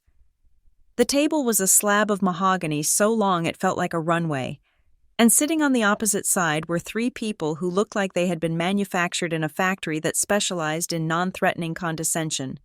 Ms. Albright, the hospital's risk manager, smiled at me. It was a practiced expression, involving only the muscles around her mouth while her eyes remained dead flat. We are here to listen. Stella, she said, her voice soft and modulated. We understand that this has been a confusing journey for you. Crestview General wants to ensure you feel heard. I didn't smile back. I sat next to Arthur, who looked like a rumpled bulldog in a room full of greyhounds. I don't need to be heard. Ms. Albright, I said, I need to be accurate. She nodded as if I had said something profound. Of course, accuracy is important, but so is context. The late 90s were a challenging time for record keeping. What we view as gaps in the paperwork were often just standard administrative transitions. We are prepared to acknowledge that the record management regarding your birth was suboptimal. Suboptimal. I repeated, is that the word for losing an entire identity? We are prepared to offer a compassionate care package, she continued, sliding a folder across the mahogany. This includes a settlement of $250,000 to cover your legal fees, your recent medical testing, and to provide a cushion for your future. In exchange, we would ask for a standard release of liability and a confidentiality agreement. We want you to be able to move on. I didn't open the folder. I looked at the man sitting next to her. He hadn't introduced himself, but I knew who he was. He was the silent partner, the one monitoring the perimeter. He wore a pin on his lapel, a small silver crest, the Sterling Foundation logo. Arthur cleared his throat. He reached into his briefcase and pulled out a single sheet of paper. It was the email we had recovered, the one from November 14th, 1997. $250,000 is a generous number for a record-keeping error, Arthur said, his voice gravelly. But it is a very low number for a conspiracy. Ms. Albright's smile faltered for a fraction of a second. I don't know what you mean, she said. Arthur slid the email across the table. It stopped right in front of her perfectly manicured hands. This is an internal communication from your risk management department, Arthur said. It references a containment strategy. It references patient A and patient B. And it explicitly mentions a donor discrepancy that could lead to catastrophic liability. Ms. Albright looked down. She didn't read it. She didn't have to. She knew it existed. The air in the room shifted instantly. The polished empathy evaporated, replaced by a cold, strategic tension. The man with the sterling pin leaned forward, his chair creaking in the silence. "Where did you get this?" the man asked. His voice was sharp, authoritative. "Discovery is a beautiful thing," Arthur said, "even when you try to hide files in deep storage servers." Ms. Albright placed her hand over the document, as if to physically suppress the words. "This is an out-of-context fragment," she said, her tone harder now. "It proves nothing. Containment could refer to infectious disease protocols. Donor could refer to blood banks. You are constructing a narrative out of jargon. I am constructing a narrative out of my life." I said, "You knew. You knew on day 4 that there was a switch, and instead of fixing it, you fixed the paperwork." The man with the sterling pin spoke again. "Ms. Jenkins, let us be practical. You are accusing a major medical institution, and by implication, a philanthropic pillar of this city, of a crime. That is a heavy burden of proof. If you go to court, we will bury you in motions for the next 10 years. We will examine every aspect of your life, your mother's life, your father's debts. We will make the process so painful that you will wish you had taken the check." I looked at him. He wasn't bluffing. He was stating a fact of nature, like gravity. I realized then that I wasn't the first person to sit in this chair. They had done this before. The polished empathy, the low-ball offer, the shift to threats. It was a script. I was just the latest actor in a play they had been running for decades. Multiple institutions were aligned here. The hospital needed to protect its accreditation. The Sterlings needed to protect their lineage and their trust fund. And I was the glitch they needed to patch. "I am not taking the money," I said. Standing up, Arthur stood with me. "We are done here," Arthur said. "We will see you at the deposition." Ms. Albright didn't stand. She just watched us go, her eyes cold and calculating. As we walked to the elevator, Arthur whispered to me, "They are scared. Stella, they moved to threats too quickly. That means the email is worse than we thought." My mother was waiting for me when I got home. She was sitting in the dark, staring at the television which wasn't turned on. She looked smaller than she had a week ago. The stress was eating her alive. "How did it go?" she asked. Her voice brittle. "They offered money," I said, tossing my keys on the table. "I told them to go to hell." She flinched. "Stella, maybe you should have taken it." "Mom, I can't take this anymore," she cried out, standing up. "The phone calls, the staring. I feel like I'm in a fishbowl." "What phone calls?" I asked. She wrapped her arms around herself, rocking slightly. I remembered something. She whispered, "It was years ago, maybe 12 years ago. You were 16. What happened?" The phone rang. It was a woman. She said she was doing a survey for a dermatology clinic. She asked if anyone in the household had birthmarks. She asked specifically about foot markings. I froze. "What did you tell her?" I told her yes. I told her my daughter had a strawberry mark on her heel. I thought nothing of it. But then, she asked if it had changed shape. She asked if you had any allergies. And then she hung up. I stared at my mother. It wasn't a survey. It was a check-in. They were monitoring me. They wanted to make sure the product me was still identifiable. They were tracking the inventory. It wasn't a scam. "Mom," I said quietly. "It was surveillance." She began to weep, a low, keening sound. "They have been watching us," she sobbed. "This whole time, we were never just a family. We were an experiment they were keeping an eye on." I held her, but my eyes were dry. The anger was burning the tears away. They had violated our privacy for decades. They had called my mother to check my serial number like I was a car with a recalled part. I needed to talk to my father. He was in the garage, sitting on a bucket, staring at the lawnmower. He looked like a man who had been hollowed out. Since the day he tried to bribe me with the ring, He had been a ghost in the house. "Dad," I said from the doorway. He didn't look up. "They are watching us." "Robert," I said, using his first name. "They have been watching us for years. Mom got calls.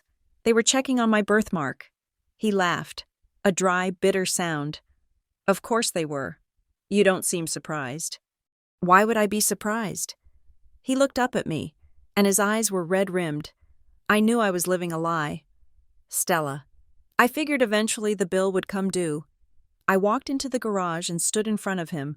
The smell of gasoline and old oil was suffocating. "I need you to tell me the truth. Dad, not the version you tell yourself to sleep at night, the real truth. Why were you so sure I was an affair child? Why were you so cruel about it?" He picked up a wrench and turned it over in his hands. Staring at the metal, "Because I knew I couldn't make a baby," he said softly. "We established that. You had low motility." "No, Stella, not just low, 0. I stopped breathing. "What the doctor at the clinic, before we even did the screening, he told me. I had a condition from childhood mumps. I was sterile. Completely. There was no low count. There was nothing." I stared at him. "So when Mom got pregnant, when she got pregnant, I knew it wasn't mine. Mathematically, biologically. Impossible. So you thought she cheated?" "No," he whispered. The word hung in the air. "What?" He looked at me, and for the first time, I saw the depth of his cowardice. I knew she didn't cheat. "Stella, your mother is incapable of lying. She is transparent as glass. If she had been with another man, I would have known. She was home every night. She was obsessed with me. I knew she hadn't touched anyone else. Then how? I don't understand. If you knew you were sterile, and you knew she didn't cheat, how did you explain me I didn't?" He said, "I chose not to." He dropped the wrench. It clattered loudly on the concrete floor. I knew something strange had happened at the clinic or the hospital. I knew it deep down. Maybe a donor mix-up. Maybe a miracle. I didn't know. But I knew one thing for sure if I admitted that I was sterile. And that you weren't mine. Everyone would know I was less of a man. They would pity me. He looked at me, his face twisting with shame. "But if I let them think Sarah had an affair, then I wasn't broken. I was just a victim. I was the noble husband who forgave his wandering wife. I was a saint. It protected my pride. Stella, it protected me from the truth of my own body. I felt a wave of nausea. You let me grow up thinking I was a bastard. You let Mom live under a cloud of shame, just to protect your ego." He nodded, tears leaking from his eyes. "I was afraid. Stella, I was a weak man, and it was easier to blame her morals than to admit my own failure. I let you carry the weight of it. I called you the affair child because if I called you anything else, I would have to answer questions I couldn't handle." I looked at him. I looked at the man who had made me feel small for 28 years. The man whose approval I had desperate sought. He wasn't a monster. He was something smaller. He was a coward. "You didn't protect the family," I said, my voice shaking. "You sacrificed us. You watched Mom cry herself to sleep for 30 years over a sin she didn't commit. And you said nothing. You watched me hate myself. And you said nothing. I am sorry." He wept. I stepped back. "Your certainty wasn't moral outrage. Dad, it was camouflage." I turned and walked out of the garage. I didn't slam the door. He wasn't worth the noise. I met Evelyn at the library the next day. It was the only place we felt safe. We sat in the back of the reference section, whispering like conspirators. She looked pale. I found something else. She said, "What I went through the family archives, the private ones. My aunt, the one who raised Julian, had a diary. And there is an entry from 1998, a year after the boys were born. She talks about a shadow child. A shadow child. She wrote that the lawyers told her there was a third baby involved in the mix-up. A baby that didn't belong to the Sterlings or the Jenkins family. A baby that was just caught in the crossfire. Who was it? She didn't know the name, but she wrote that the hospital arranged a quiet adoption to a family in another state. They were told the baby was a ward of the state. They were told to accept closure, and not ask questions about the biological origins. 3 babies, I whispered. They shuffled 3 babies like a deck of cards. And if that is true, Evelyn said, it means the chaos in the nursery wasn't just an accident, it was a collapse, and they solved it by just handing babies to whoever was closest and sealing the records. My phone buzzed. It was Arthur. "Get to my office," he said. I found her. Arthur's office was filled with cigarette smoke, which I was pretty sure was illegal. But Arthur didn't care. Sitting across from him was a woman who looked like she was made of iron wire and gray hair. "Stella, this is Mrs. Gable," Arthur said. She was the charge nurse on the night shift in November '97. Mrs. Gable looked at me. Her eyes were sharp. Assessing. "You look like the father," she said. "Not the one you grew up with. The other one. The one in the suit. Dr. Vance." She nodded. "I remember that night," she said, her voice raspy. "It was a nightmare. We were understaffed. The computer system was down for a migration. We were doing everything on paper wristbands. What happened, I asked. I came on shift at midnight. The nursery was full. There were 3 bassinets in the isolation corner. The tags. They were wet. Someone had spilled formula or water. The ink was smeared, and I went to check them. The bracelets on the babies were loose. One was on the floor. My heart hammered in my chest. "Which one I don't know," she said. "That is the point." I picked it up. It said, "Baby boy Sterling." But the baby in the crib looked like a girl, and the baby in the next crib was crying. "What did you do?" I called the supervisor. Dr. Vance came down personally. He was agitated. He looked at the babies. He looked at the tags. Then he just pointed. He pointed to the babies and said, "This one is Sterling. This one is Jenkins. This one is Doe." Did he check their footprints? Did he do blood work? Mrs. Gable said, "He just assigned them. He told me. Fix the tags. Make them match." And you did. I was 22. Honey, I was scared of him. He was the biggest doctor in the city. He told me, "This never leaves the room. If you speak of this, you will never work in nursing again." She looked down at her hands. I fixed the tags. I put the Sterling tag on the boy. I put the Jenkins tag on you. And the third one? The little one. They sent that one to social services the next morning. I sat there, stunned. It wasn't a complex conspiracy. It was a moment of panic and arrogance. A man in a suit pointed a finger and decided who we would be for the rest of our lives. "Thank you, Mrs. Gable," Arthur said gently. She looked at me. "I have carried that night for 28 years, she said. "I am tired of carrying it." The offer came the next morning. Arthur called me.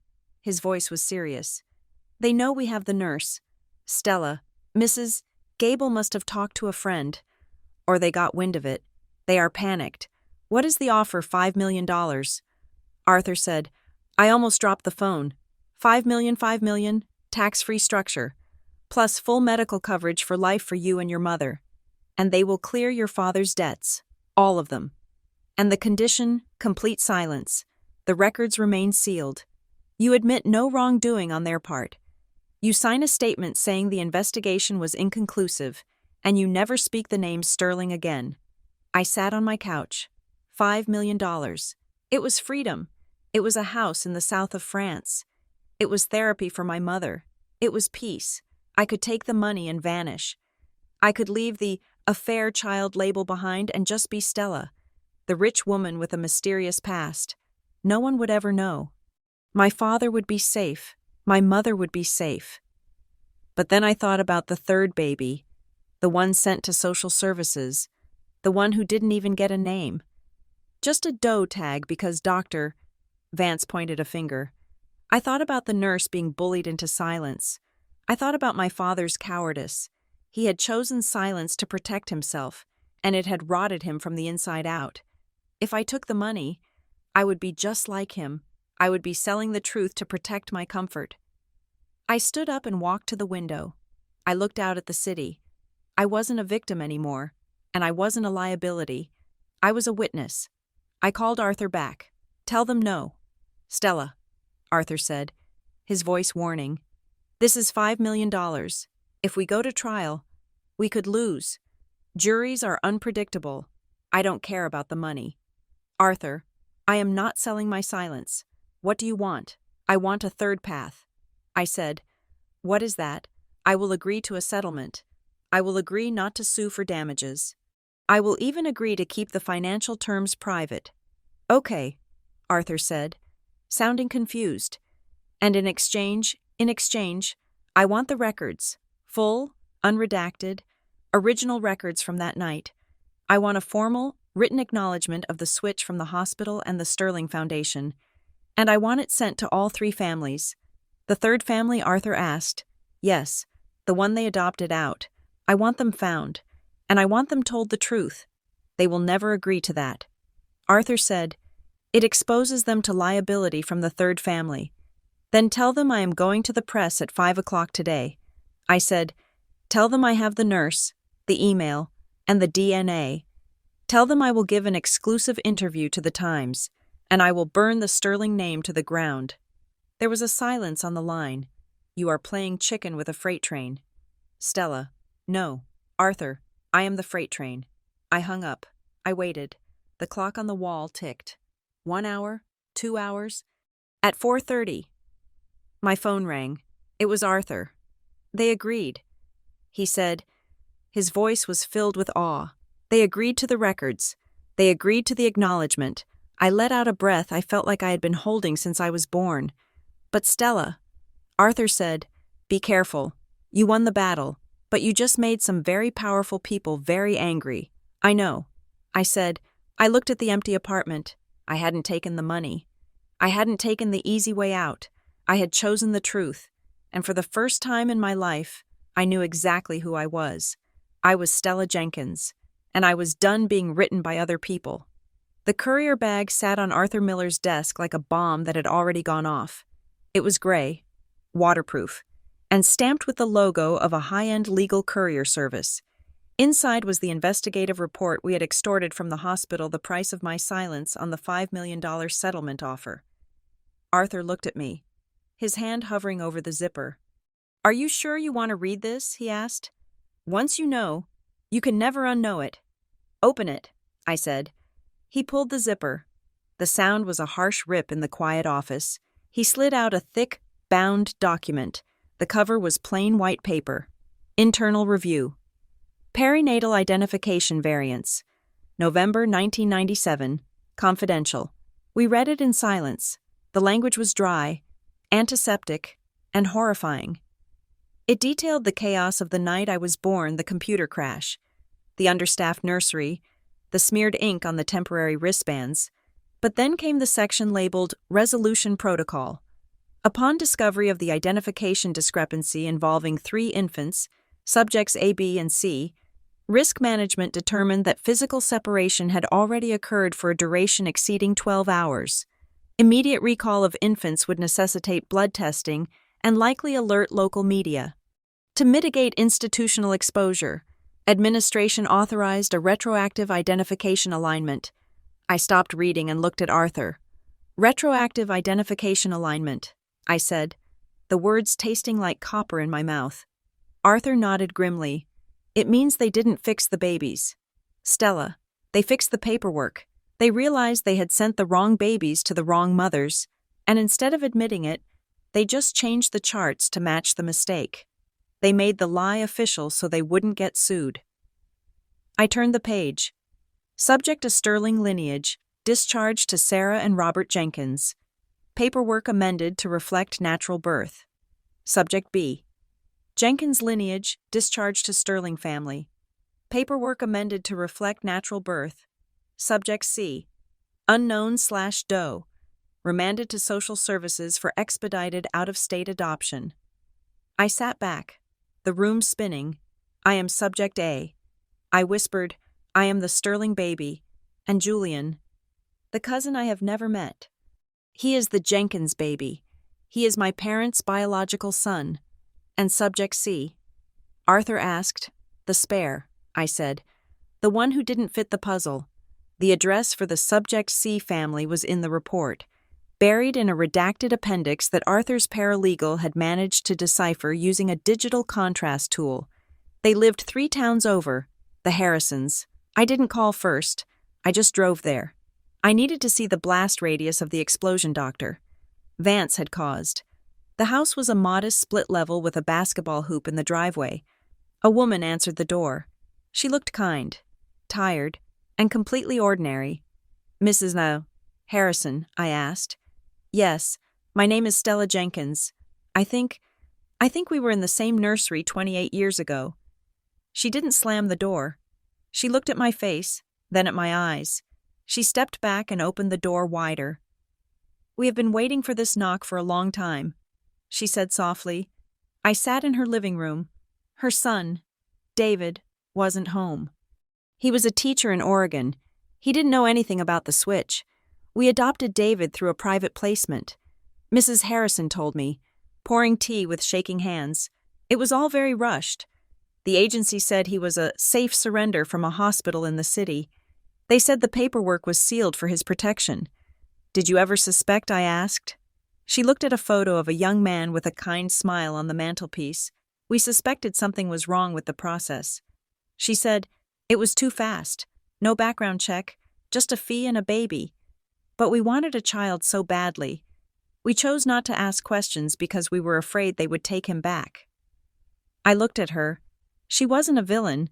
She was just another person who had been manipulated by an institution that viewed children as inventory. Do you know who he is? She asked me. Biologically, I shook my head. The report said, unknown. He was the 3rd baby, the one who didn't belong to the Sterlings or the Jenkinses. She let out a breath. Good, she said. He is ours. That is all that matters. I left the Harrisons' house feeling a strange sense of peace. They had built a real family on a foundation of lies. My father had built a prison. I drove to the house. I hadn't spoken to him since the day in the garage. He was sitting on the porch, staring at the overgrown lawn. He looked 20 years older than his age. I walked up the steps. He didn't look at me. I saw the report. Dad, I said. He flinched but stayed silent. I know I am the Sterling baby, and I know Julian is your biological son. He is out there, living a life of wealth and privilege, while you spent 28 years punishing me for a sin Mom never committed. He finally looked up. His eyes were hollow. I didn't know for sure. Stella, I suspected, but I didn't know. You knew enough. I said, you knew you were sterile. You knew I wasn't yours. And instead of loving me for the accident that brought me to you, you used me as a prop. You called me the affair child to hide your own brokenness. I was afraid. He whispered, I know. I said, and that is the saddest part. Your label didn't protect you. Dad, it just made me smaller. It made Mom smaller. It shrank our whole world down to the size of your ego. He stood up, his hands trembling. Can you forgive me? He asked. I looked at him. I looked at the man who had charged me rent at 18, the man who had refused to hold my hand when I was sick. No. I said, not yet. Maybe not ever. He took a step toward me. But can you still be my daughter? He pleaded. Even if the biology isn't there, even if I failed you, I am the only father you have. I looked at the diamond ring he had tried to bribe me with, which was still sitting on the side table inside the screen door. Being a father isn't about biology. Robert, I said, but it is about truth. And you haven't told me the whole truth yet. What do you mean? I mean you are still holding something back. I can feel it. I have told you everything, he cried. I turned away. I don't believe you. 2 days later, the Sterling Foundation made their move. I was invited to the headquarters, a glass monolith in the financial district. I was escorted to the top floor, to a boardroom that overlooked the entire harbor. Grant Sterling was there. So was Evelyn. She wouldn't meet my eyes. Stella, Grant said, gesturing to a seat. Thank you for coming. I remained standing. What is this? Grant, this is a welcome, he said. We have reviewed the report. It is distressing, but it also presents an opportunity. We acknowledge the biological connection. He said smoothly, you are a Sterling. You carry the blood of my brother. We want to bring you into the fold. He slid a contract across the table. We have created a position for you. Vice President of Community Outreach. It comes with a salary of $300,000 a year, a seat on the junior board, and, of course, public recognition as a member of the extended family. I looked at the contract. It was thick, printed on heavy bond paper, and the catch I asked. Grant smiled. It was the smile of a shark. No catch. Just a standard employment agreement, which includes, naturally, a clause regarding the disparagement of the foundation or its officers, and a commitment to handle all family disputes through internal arbitration. I laughed. It was a cold, hard sound. You want to hire me so you can fire me if I speak. I said, you want to give me a title so you can own my voice. We want to give you belonging. Stella, Evelyn said softly, this is your family. I looked at Evelyn. No, Evelyn, this is a brand. A family doesn't ask you to sign a contract to be loved. A family doesn't buy your silence with a salary.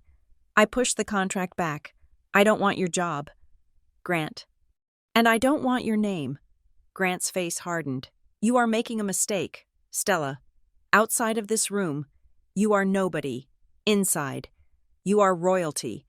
I would rather be a nobody with a clean conscience than royalty built on a crime. I said. I walked out. The elevator ride down felt like descending from Olympus. But when I stepped onto the street, the air tasted clean. Arthur filed the motion the next morning. Jenkins versus Crestview General. We weren't asking for money. We were asking for a declaratory judgment of fact. We wanted the court to legally correct the birth records of all 3 children and issue a public statement of fault. The system fought back immediately. The hospital filed a motion to seal the proceedings. The Sterlings filed an injunction claiming privacy violation. The judge, a golf buddy of Grant Sterling, delayed the hearing for 6 months. I went back to my life. I went to work. I visited my mother. I ignored my father. But I knew it wasn't over. The silence I had rejected was gathering strength to strike back. The end came on a Tuesday night. It was raining again, a heavy, relentless downpour that hammered against my apartment windows. My phone buzzed at 11 o'clock. It was a text from an unknown number. No words, just a PDF attachment. I sat up in bed. My heart was pounding. I opened the file. It was a scanned document. Old, yellowed paper, grainy from the scan. The header read, Horizon Fertility Center. Special Services Consent. The date was February 12th, 1997. The same day as the consultation bill I had found in my mother's box. I zoomed in. I, the undersigned, acknowledge that due to irreversible male factor infertility, I am consenting to the Preferred Placement Program. I understand that the biological origin of the infant provided may not be disclosed, and that the hospital of delivery will facilitate the administrative assignment of the child to my custody. I agree to waive all rights to genetic inquiry. I agree to hold Horizon Fertility and its partners harmless. And there, at the bottom, was the signature, Robert Jenkins. I stared at it. The room seemed to tilt. He hadn't just suspected. He hadn't just used the affair child story to cover his shame after the fact. He had signed up for it. He had walked into that clinic, found out he was sterile, and instead of accepting it, he had signed a contract to buy a baby. The Preferred Placement Program. It was a euphemism for the switch. He had agreed to take any baby they gave him, knowing it wouldn't be his, knowing it might be stolen, knowing the paperwork would be faked. He had authorized the crime. I scrolled to the second page. It was a handwritten note, scrawled in the margin of the doctor's internal file. Client approved for expedited handling. Sterling surplus available November window. Authorized transfer. Sterling surplus. That was me. I was the surplus. And the signature authorizing the transfer wasn't Dr. Vance. It wasn't a doctor at all. It was Grant Sterling. I dropped the phone on the duvet. The twist wasn't that there was a mistake in the nursery. The twist was that there was no mistake. The Sterlings didn't want a girl. They wanted a boy to inherit the trust. My father didn't want to be sterile. He wanted a child to prove his manhood. So they made a trade. Grant Sterling got rid of the wrong gender heir. My father got a baby he could pass off as his own until I didn't look like him, and he decided to punish me for the very transaction he had commissioned. The affair child story wasn't just a lie my father told to save face. It was the cover story for a deal between two men who thought they could rewrite nature with a checkbook and a signature. I wasn't a tragedy. I was a receipt. I picked up the phone. I didn't call Arthur. I didn't call my mother. I walked to the window and looked out at the city of Crestfall Harbor. The rain was washing everything clean, but it couldn't wash this away. I had the document. I had the truth. They thought the affair child label would keep me quiet, keep me shamed, keep me in my place. They thought I would spend my life trying to earn their love. But they forgot one thing. The child they bought had grown up, and she was no longer for sale. I took a screenshot of the document, then I opened my email and attached it to a message addressed to the Crestfall Times investigative desk. Subject: the sterling surplus. I hit send. The story was over. The revenge was just beginning. Thank you so much for listening to My Dad Called Me, The Affair Child for 28 Years. A DNA test proved them all wrong. This has been a journey of secrets, betrayal, and the brutal fight for identity. I would love to know where you are tuning in from. Please drop a comment below and tell me your city or country. It is amazing to see how far these stories travel. If you enjoyed this story and want to hear more dramas about family secrets and justice served, please make sure to subscribe to Revenge Stories. And don't forget to share your thoughts on Stella's decision in the comments. I read every single one of them.